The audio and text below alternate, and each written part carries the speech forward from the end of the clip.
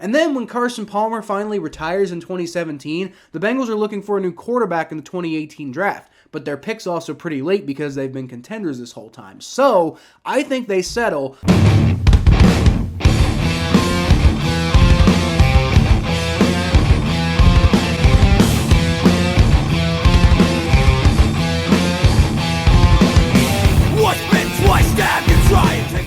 Welcome to the jungle, everyone. I'm Kyle Phelps, and I'm diving down the rabbit hole today. So I used to love this series put out by the NFL Network's Dave Dameshek called the NFL, but that series has been defunct for over half a decade, and there's a lot of questions that he never really answered specifically, and I'm kind of tired of waiting for someone else to do. So today, we're going to start with what, as a Bengals fan growing up in the 90s and the aughts, is probably the single biggest NFL what if that I can think of, at least for me personally. And that's what if Carson Palmer doesn't get hurt in the 2005 NFL playoffs against the Pittsburgh Steelers. If you guys like this video, I might turn it into a series, so if you want to see that, don't forget to like the video and subscribe to the channel if you're enjoying the content. Either way, it really helps my channel grow and it helps you know when all of my content comes out. So it might not be the biggest general NFL what-if scenario of all time, but for Bengals fans, I promise you that we think about what could have been in 2005 almost as much as we think about what could have been if Joe Burrow had seen Jamar Chase on the last meaningful play of that recent Super Bowl. The first playoff game that I ever attended was also the first Bengals playoff game of my entire lifetime. So the excitement for everyone, and myself included, but for everyone, was just absolutely through the roof. The Bengals had already beaten the Steelers in a high-scoring affair back in Week 13, taking firm control of a division that they clinched a few weeks later against the Lions in Detroit. The Bengals finally snapped their 13-year playoff drought, and the rival Steelers felt like the perfect team to symbolically announce this new era of Bengals football against. The Bengals had a high-flying offense that year that was particularly strong down the stretch. 144 points scored over a 4-game win streak that clinched the division. It had us all feeling like this is the year that the Bengals finally bring a Lombardi home. That said, we all know what happened after that. Carson Palmer's ACL didn't stand a chance against former Bengal Kimo von Oelhoffen's hit that was, I guess, technically legal at the time. Not that it would have made a difference, if he was penalized or even thrown out of the game for that hit, because without Carson, the Bengals offense managed a paltry 17 points the rest of the game behind John Kitna. And while the playoff appearance drought ended, the playoff victory drought lasted for another 16 years. Ugh. So first of all, if Carson doesn't get hurt, I do believe the Bengals win that game because their offense could have, taken the Steelers' offense, I think, pretty well. Things were already looking good as the Bengals defense forced a punt on the Steelers' first drive of the game, and Carson's only throw of the game was a 66-yard bomb to Chris Henry. Rest in peace. I think that play sets up the Bengals with momentum that the Steelers are unable to stop for the rest of the game, and you end up seeing a similar final scoreline to that Week 15 matchup where the Bengals won 38-31. Actually, it's the same number of points that the Bengals actually allowed in the playoff game, so, who knows, maybe they end up allowing less points because they're not dejected over the fact that Carson got hurt.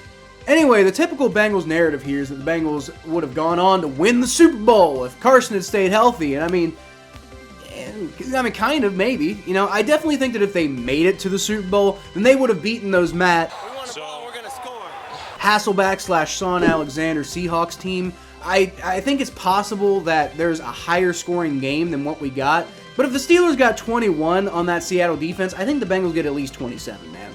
The problem... Now, don't kill me, Bengals fans, but I'm not sure the Bengals would have made it out of the AFC in the first place. The Bengals would have had to go to Denver to play Jake Plummer's Broncos that next week, and in our timeline, the Broncos got the better of a mid-career Tom Brady, and they went on to lay an egg against the Steelers in the AFC Championship. Now, the Patriots had a better defense than the Bengals that year, guys, and they still gave up 27 points to Plummer's crew. Not to mention, the Broncos' defense was the third best in the NFL that season. So I'm thinking this is probably where the ride ends for the 2005 Cincinnati Bengals, unfortunately. Still, though, I think the Bengals winning that wildcard game would have allowed them to solidify themselves as a true up-and-coming team in the NFL at that point. They probably would have had a better shot at retaining guys like Justin Smith and Eric Steinbach in a couple of years, but I think the biggest impact that you end up seeing on this team is the absolute rash of legal troubles that plagued this team over the next few months. Just to name a few, you had Deltha O'Neal, Reggie McNeil, Odell Thurman, Chris Henry. So basically you end up with a situation where 2006 isn't ruined by off-field distractions. 2007 isn't ruined by key free agent departures, and 2008 isn't ruined by Carson's lingering injury problems. The playoff run we saw in 2009, I think, was a closer glimpse to what we could have seen from the Bengals throughout the entire late aughts. That means multiple playoff runs, and maybe they even win a Super Bowl at some point, even if they don't make it past the Broncos in 2005. Oh, but it isn't just the Bengals who are affected here, guys. Think about it. You've got Brady's Patriots now playing Peyton's Colts in another classic matchup between these two legendary rivals in the divisional round. I think that the 1-seed Colts win this game, which gets the playoff monkey off of Peyton Manning's back when facing Tom Brady a year earlier. And then the Colts most likely go on to win Super Bowl 40 and then repeat the following year like they did in our timeline. This is where things get crazy, though, because Peyton Manning still has neck surgery in 2011. Like, I don't see any way that that's avoided by, more football for Peyton Manning. And then the NFL lockout still prevents him from being allowed to rehab in the Colts facility. However, being a two-time Super Bowl champion and only one calendar year prior having played in a third Super Bowl against Drew Brees' Saints, I think the Colts exhaust every single option to give Peyton a shot to revitalize his career with this team that he's already had so much success with. As we know he did with the Broncos, Peyton pulls off a miraculous comeback and the Colts stay contenders for years with him behind center. That also means they don't draft Andrew Luck in 2012. 2011 was still a season without Peyton, so they still get the number 1 overall pick. But now, they're not so desperate to get a new quarterback, so they can focus on other areas of needs. And with this quarterback class, they're definitely trading that pick to one of the teams that are just chomping at the bit for the generational Andrew Luck. It'd be really easy to say the Washington Potato Skins would have just traded up to number 1 instead of number 2 because they did that for RG3, but this might be a bit of a hot take, but I think Big Balls Jerry Jones would have gotten the trade done for the Cowboys, and Andrew Luck ends up in Dallas for his career. We already know that the Cowboys traded a first and second round pick for bum-ass Morris Claiborne to the Potato Skins in a trade that they made with the Rams to get RG3 in the first place. At the time, Tony Romo was still entrenched as the starter, and they wouldn't move on from him for another 4 to 5 years. But Romo wasn't always the most popular quarterback in Dallas due to the fact that he tended to shrink in big moments. Again, don't forget that Andrew Luck was seen as the next big generational prospect in the NFL. So I could see the Cowboys doing everything they can do to score that big-ticket player in Andrew Luck. It would have cost a few more first-round selections in future years, but I think if they were willing to do a first and a second for a cornerback who ended up being a bust anyway, I think they'd definitely do all of that for Luck. And with the 14th pick, I don't know, the Colts probably take Bruce Irvin or something. We're not going that far down the rabbit hole today, guys. Now, with Peyton Manning finishing his career in Indy and probably winning at least one more Super Bowl, he's definitely, I think, he's already in the GOAT conversation, but, he's really right there with Brady in the GOAT conversation with 3 Super Bowls with his original team and coming back from that neck injury. Andrew Luck would probably still be in the NFL today behind a much better offensive line, and Dak Prescott, I think, probably goes to the Bills later in the draft. Dak coming in instead of Cardale Jones, of course, likely leads to them not needing to draft Josh Allen, who I think ends up in Arizona. And then, I like that fit a lot better with Steve Wilks than Josh Rosen. Rosen goes a pick later to the Dolphins, who in our timeline ended up seeking a trade with him after things didn't work out with the Cardinals anyway. Although, I still think Josh Rosen's a bust there too, so that's when things kind of settle back into some semblance of how we recognize the NFL today. Although, I think it's possible that Rosen does do better in Miami, and then the Dolphins don't replace him with Tua in 2020, and then I think he probably ends up being the successor to Cam Newton in Carolina.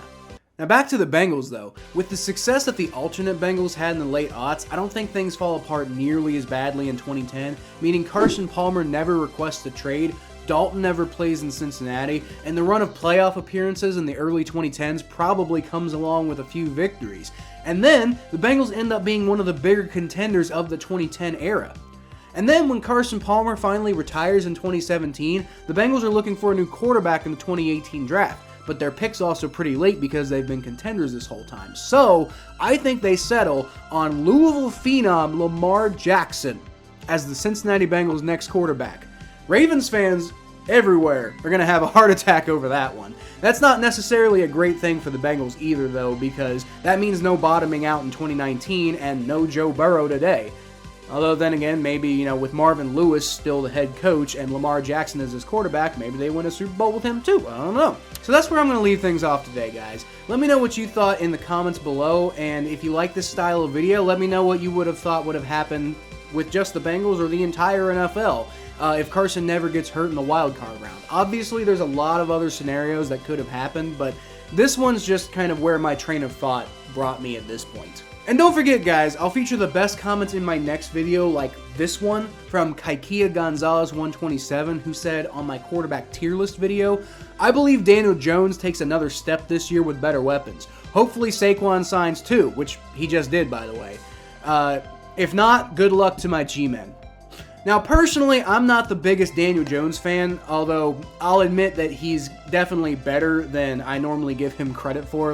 I think I'm a little too hard on him sometimes. We'll see for now, but I put him in the Kyler tier because I just really have no idea about him right now, and I think he gets a little bit too much hype sometimes.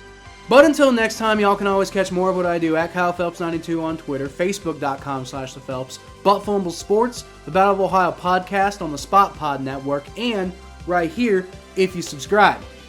Again, who knows what would have happened if Carson Palmer never got hurt, but that's really the fun of these kind of videos and this kind of exercise, the whole what if type of experiment, right? But as always, I'll leave y'all with a hooray!